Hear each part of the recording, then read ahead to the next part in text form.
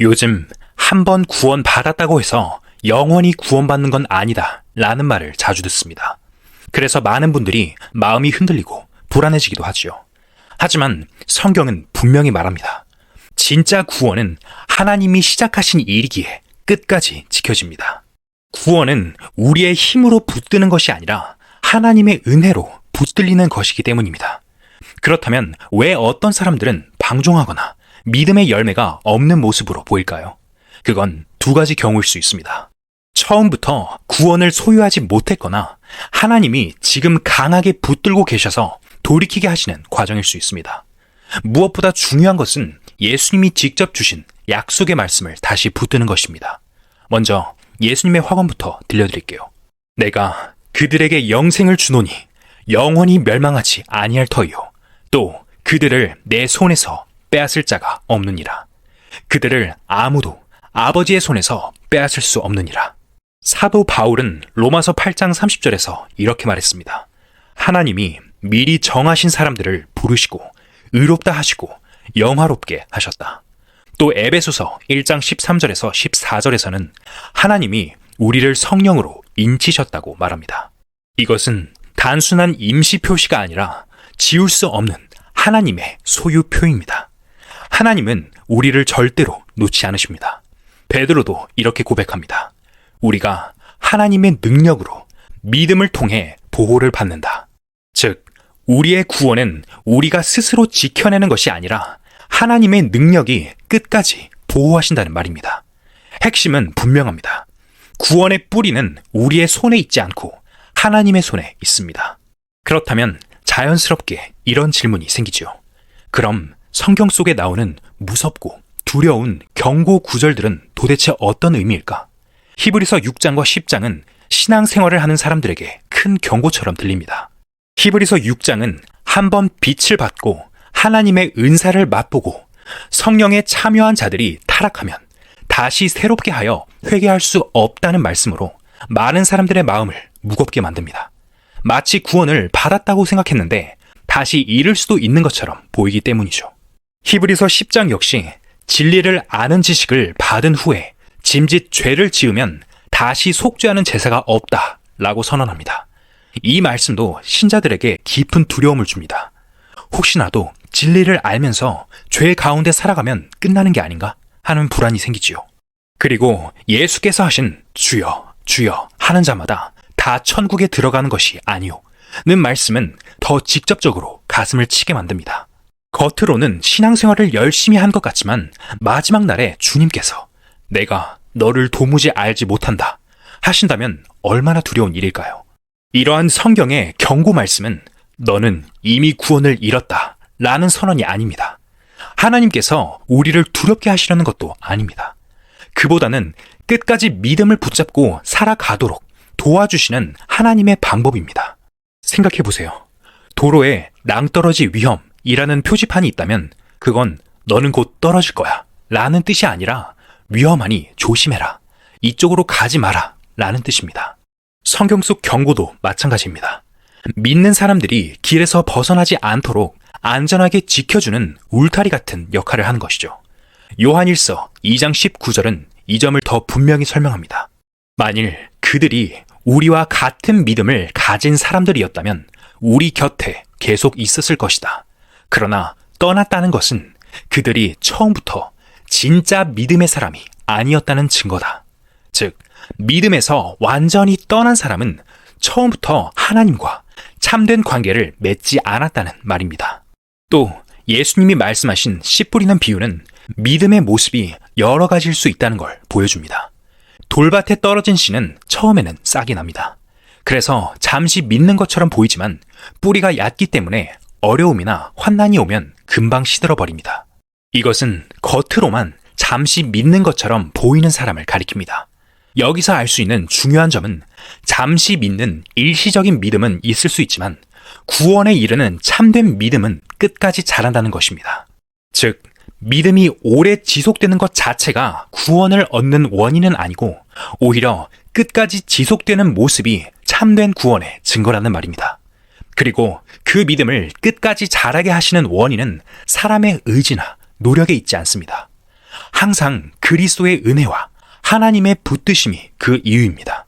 그러면 여기서 자연스레 이런 질문이 나오죠. 그럼 죄를 마음껏 지어도 되는가? 성경은 단호합니다. 그럴 수 없느니라. 구원의 은혜는 방종을 낳지 않고 변화를 낳습니다. 행함이 없는 믿음은 죽은 것. 구원을 가져다주는 하나님의 은혜가 우리로 하여금 경건하게 살게 한다. 구원은 행위의 대가가 아니지만 반드시 행위의 열매를 맺습니다. 그래서 바울은 두렵고 떨림으로 너희 구원을 이루라. 너희 안에서 행하시는 분은 하나님이라고 했습니다. 우리가 힘쓰지만 실제로 이루시는 분은 하나님입니다. 혹시 나는 자꾸 넘어지는데 그럼 난 구원받지 못한 걸까? 라는 두려움이 생기시나요? 여기서 두 가지를 꼭 기억하세요. 첫째, 확신의 기초는 내 성취가 아니라 그리스도의 완성입니다. 요한일서 5장을 읽어보겠습니다. 아들이 있는 자에게는 생명이 있고 이것을 너희에게 쓰는 것은 너희로 하여금 너희에게 영생이 있음을 알게 하려 함이라.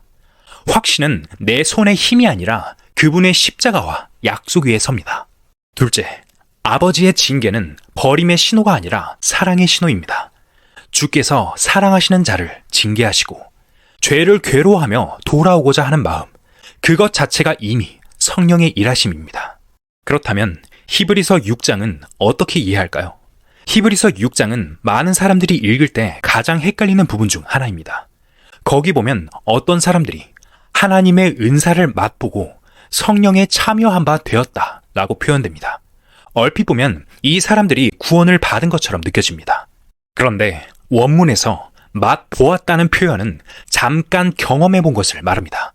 즉, 교회 공동체 안에서 하나님의 말씀을 듣고 성령의 역사를 곁에서 보고 은혜로운 분위기를 함께 누렸지만 그것이 마음 깊이 뿌리내린 자기의 믿음은 아니었다는 뜻입니다. 이런 경우 결국 뿌리가 없으니 시간이 지나면 믿음을 떠나고 심지어는 공개적으로 예수님을 부인하는 자리까지 갈 수 있습니다. 그렇다면 이 경고가 왜 있을까요? 이것은 참된 성도들이 배교, 즉 믿음을 버리는 길로 가지 않도록 미리 막아주는 울타리입니다. 마치 낭떠러지 앞에 위험 표지판이 서 있는 것처럼 성도들이 안전하게 길을 가도록 돕는 역할이죠. 그래서 히브리서 기자는 바로 이어서 이렇게 말합니다. 사랑하는 자들아, 우리는 너희에게 더 좋은 것, 곧 구원에 속한 것이 있음을 확신한다. 즉, 진짜 믿음을 가진 성도들은 이런 경고를 듣고 겁내기만 하는 게 아니라 오히려 끝까지 붙들려 있다는 확신 속에서 위로를 받는다는 뜻입니다. 사도 바울은 고린도전서 9장 27절에서 혹 내가 버림을 받을까 두려워한다고 말합니다. 이 말은 혹시 내가 구원에서 떨어질까봐 불안하다는 뜻이 아니라 끝까지 믿음을 지키며 깨어 있으려는 경건한 긴장감을 표현한 것입니다. 마치 경기장에서 달리는 선수가 결승선까지 집중하며 달리는 것과 비슷합니다. 그러면서 바울은 빌립보서 1장 6절에서 이렇게 고백합니다. 너희 안에서 착한 일을 시작하신 하나님이 예수 그리스도의 날까지 반드시 이루실 줄을 확신한다. 즉, 하나님이 시작하신 구원은 끝까지 완성하신다는 확신을 동시에 말하고 있는 것이죠. 결국 성경은 경고와 확신을 함께 주십니다.